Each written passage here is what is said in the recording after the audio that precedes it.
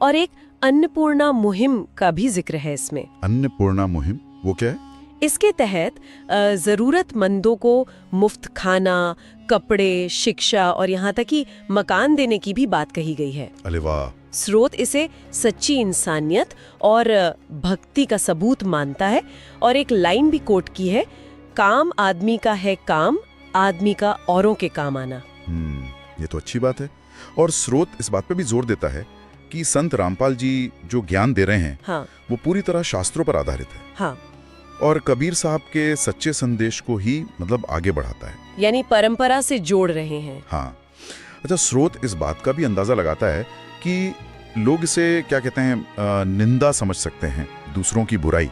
हाँ, ये तो हो सकता है। आलोचना और निंदा में फर्क करना मुश्किल होता है कभी-कभी।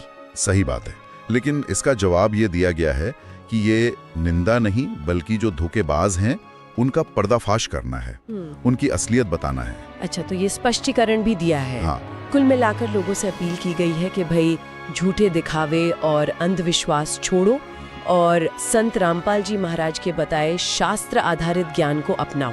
तो सार ये निकलता है कि ये स्रोत धार्मिक पाखंड की काफी तीखी आलोचना करता है। बिल्कुल। और उसके मुकाबले में संत रामपाल जी महाराज को एक सच्चे गुरु के तौर पे पेश करता है। स्रोत के अनुसार उनकी शिक्षाएं सिर्फ शास्त्रों पर आधारित नहीं है, बल्कि समाज की भलाई में भी मतलब सक्रिय रूप से लगी हुई हैं। सही। और आखिर में स्रोत सुनने वालों को उनकी एक किताब है जीने की राह। जीने की राह। हाँ, उसे पढ़ने और ज्यादा जानकारी के लिए उनके ऐप या सोशल मीडिया चैनल्स को देखने का सुझाव देता है। अच्छा, तो ये थे स्रोत के मुख्य बिंदु।